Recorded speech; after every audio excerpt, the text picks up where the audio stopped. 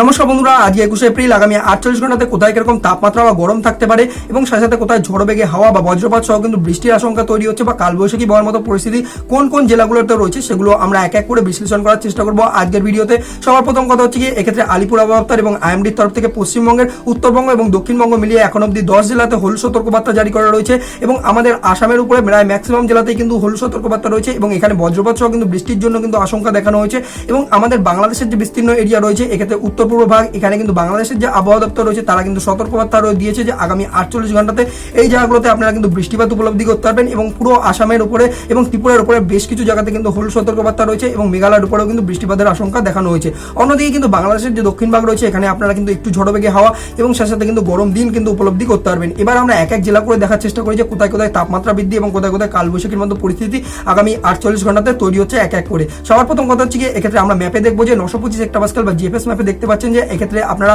এখন বঙ্গোপসাগরে একটা উচ্চচাপীয় বলয় বা বলা যেতে পারে যে একটা অ্যান্টিসাইক্লোন তৈরি করছে, যার জন্য কি হচ্ছে যে এখানে গরম জলীয় বাষ্পপূর্ণ হাওয়া আমাদের যে স্থলভাগ রয়েছে পুরোপুরিভাবে যে কোস্টাল জেলাগুলো রয়েছে বা সমুদ্র তটের যেসব ডিস্ট্রিক্টগুলো রয়েছে সেখানে আপনারা দেখতে পাচ্ছেন যে আমাদের মেদিনীপুর এবং সাথে সাথে উত্তর 24 পরগনা, দক্ষিণ 24 পরগনার যে এরিয়াগুলো রয়েছে তাতে আমাদের যে দমদম এবং বারুইপুরের এরিয়া বা বারাসাতের এরিয়া এবং অন্যদিকে কাথি কন্টাইয়ের এরিয়া বা বলে কাকদ্বীপের এরিয়া এবং সাথে সাথে আমাদের ডায়মন্ড হারবার, হলদিয়ার এরিয়া, তমলুকের এরিয়া, এই যে পুরো এরিয়াটা রয়েছে পশ্চিমবঙ্গের, এখানে কিন্তু আপনারা একটু ঝড় বেগের হাওয়া দেখতে পারবেন। প্রায় কিন্তু 20 থেকে 30 কিলোমিটার পার আওয়ারে ঝড় বেগে হাওয়া বইবে এবং এক্ষেত্রে দেখতে পাবেন যে এই হাওয়াতে যেহেতু জলীয় বাষ্প রয়েছে তাই এখানে কিন্তু আপনারা একটু ভ্যাপসা গরম উপলব্ধি করতে পারবেন এবং এই হাওয়ার প্রভাব কিন্তু বাংলাদেশ অবধি থাকবে। বাংলাদেশের যে দক্ষিণ ভাগ রয়েছে তাতে আমরা যে যশোর, খুলনা, পিরিজপুর, গোপালগঞ্জ, তারপর হচ্ছে রাজশাহী, তারপর হচ্ছে মোটামুটি ভাবে কিন্তু আমরা দেখতে পাবো যে এই ঢাকা অবধি আপনারাও কিন্তু দেখতে পাবো যে এই গরম হাওয়ার পরিস্থিতিতে তৈরি হবে একটা মানে আর কি ঝড় বেগের হাওয়ার পরিস্থিতি তৈরি করবে এবং এখানেও কিন্তু প্রায় 20 থেকে 30 কিলোমিটার পার আওয়ারে কিন্তু হাওয়া বইবে, অর্থাৎ এখানে দক্ষিণ ভাগটা পুরোপুরিভাবে কিন্তু উত্তপ্ত থাকবে এবং এক্ষেত্রে যে আমাদের পশ্চিমবঙ্গ রয়েছে যেহেতু কিন্তু উপরের হাওয়াতে কিন্তু জলীয় বাষ্প নেই,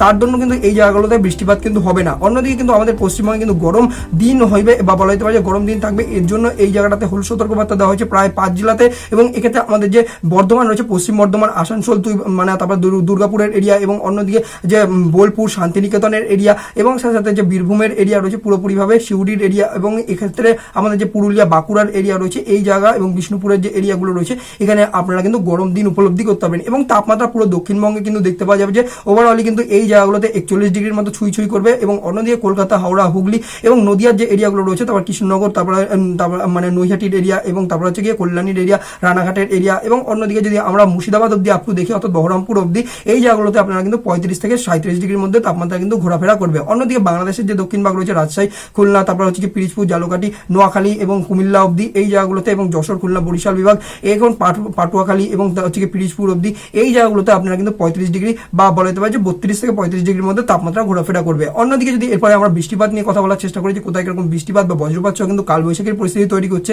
এবং এক্ষেত্রে আপনারা দেখতে হবে যে 850 হেক্টোপাস্কেলের ম্যাপ, এই ক্ষেত্রে কিন্তু দেখতে পাচ্ছি যে আমাদের আসাম এবং বাংলাদেশের বিস্তীর্ণ এরিয়া এবং আমাদের যে পশ্চিমবঙ্গের উত্তর ভাগ রয়েছে এবং মেঘালয়ের এরিয়া, এখানে একটা সাইক্লোনিক সার্কুলেশন বর্তমানে প্রেজেন্ট রয়েছে, এটা একটা ভ্যাকিউমের মতো কাজ করছে। এক্ষেত্রে নিচের লেভেলের যেভাবে কিন্তু জলীয় বাষ্পপূর্ণ হাওয়া আমরা বলছিলাম যে এতক্ষণে যে 925 হেক্টোপাস্কেল থেকে বইছে এবং এক্ষেত্রে কি হচ্ছে যে আমাদের যে বাংলাদেশের এরিয়া রয়েছে এবং সাথে সাথে কিন্তু যে আমাদের মেঘালয়ের এরিয়া রয়েছে এক্ষেত্রে কিন্তু যাচ্ছে পুরোপুরিভাবে এই হাওয়াটাই এবং এর ফলে এই হাওয়াটা কিন্তু মানে পাহাড়ে বাধা পেয়ে পুরোপুরিভাবে উপরে উঠছে এবং এখানে কিন্তু ঠান্ডা হয়, লোকালভাবে কিন্তু এখানে বৃষ্টিপাত দেওয়া চালু করেছে এবং এর পরিপ্রেক্ষিতে দেখতে পাওয়া যাচ্ছে যে আমাদের যে বাংলাদেশের যে মানে আর কি ময়মনসিংহ, তারপর হচ্ছে কিন্তু যে সিলেটের এরিয়া রয়েছে এবং সাথে সাথে যে আমাদের আসামের এরিয়া রয়েছে, এখানে হাইলাকান্দি, শিলচরের এরিয়া, এই জায়গাগুলোতে আপনারা কিন্তু বৃষ্টির প্রভাব দেখতে পাবেন এবং এই আকাশে কিন্তু মেঘের পরিস্থিতি কিন্তু রয়েছে এবং মেঘ কিন্তু বর্তমানে প্রেজেন্ট রয়েছে এখানে এবং পুরোপুরিভাবে কিন্তু পশ্চিমবঙ্গ থেকে মেঘ এখানে কিন্তু জমা হচ্ছে এবং যার দরুন কিন্তু এই জায়গাগুলোতে আগামী 48 ঘন্টাতে বৃষ্টিপাত কিন্তু দেখতে পাবেন। এবং এর পরিস্থিতি কিন্তু আমাদের যে উত্তরবঙ্গ রয়েছে অর্থাৎ হচ্ছে গিয়ে পশ্চিমবঙ্গের কিন্তু উত্তর ভাগের এরিয়া, শিলিগুড়ি, জলপাইগুড়ির এরিয়া এবং সাথে সাথে কিন্তু যে আমাদের মাথাভাঙা, ফালাকাটা, তারপর হচ্ছে গিয়ে দিনহাটার এরিয়া এবং অন্যদিকে কুচবিহারের এরিয়া, আলিপুরদুয়ার, তারপর হচ্ছে গিয়ে কালিম্পং এবং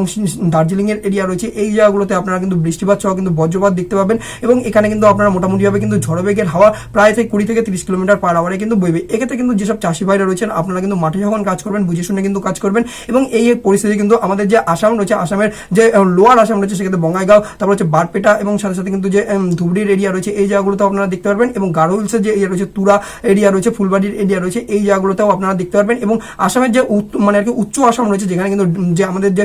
ব্রহ্মপুত্রের যে ভ্যালি রয়েছে সেই জায়গাগুলোতেও আপনারা দেখতে পারবেন। এক্ষেত্রে যে আমাদের যে ডিব্রুগড়, তিনসুকিয়া, জোরহাট, বিশ্বনাথ, কার্বি আংলং এই জায়গাগুলোতেও কিন্তু আপনারা দেখতে পারবেন। অন্যদিকে ত্রিপুরার উপরেও কিন্তু এর প্রভাব দেখতে পাওয়া যাবে। ত্রিপুরার যে এরিয়া রয়েছে এবং সাথে সাথে যে চট্টগ্রামের এরিয়া রয়েছে এই জায়গাগুলোতেও আকাশে মেঘ রয়েছে এবং চট্টগ্রামের বিস্তীর্ণ এরিয়া জুড়ে কিন্তু রাঙামাটির যে এরিয়া এরিয়া রয়েছে, ফেনীর এরিয়া রয়েছে, এই জায়গাগুলোতে আপনারা কিন্তু বৃষ্টিপাত দেখতে পাবেন। ওভারঅল ত্রিপুরার উপরে যে গোমতী, সিপাহী জেলা, ঊনকোটি, উত্তর ত্রিপুরা, পশ্চিম ত্রিপুরা, এই জায়গাগুলোতে হলুদ সতর্কবার্তা রয়েছে। আকাশে কিন্তু মেঘ রয়েছে, মোটামুটিভাবে বজ্রপাত আপনারা উপলব্ধি করতে পারবেন। প্রায় 10 সেন্টিমিটার পর্যন্ত কিন্তু 10 মিলিমিটার পর্যন্ত কিন্তু বৃষ্টিপাত এই জায়গাগুলোতে আপনারা উপলব্ধি করতে পারবেন। তো এই হচ্ছে কিন্তু আগামী 48 ঘন্টার ওয়েদার আপডেট। তো বন্ধুরা, এই যে দক্ষিণবঙ্গের এরিয়াগুলো রয়েছে, অর্থাৎ আমাদের যে পশ্চিমবঙ্গের এরিয়া রয়েছে, এখানের আকাশ কিন্তু পুরোপুরিভাবে সাফ, এবং বাংলাদেশের যে দক্ষিণ ভাগ রয়েছে সেখানেও কিন্তু আবহাওয়া পুরোপুরিভাবে সাফ। এক্ষেত্রে বৃষ্টিপাতের সম্ভাবনা দক্ষিণ ভাগে নেই, উত্তর ভাগের এরিয়াতে রয়েছে। রাজশাহী, রংপুরে কিন্তু একটু পরিমাণে দেখতে পাওয়া যাবে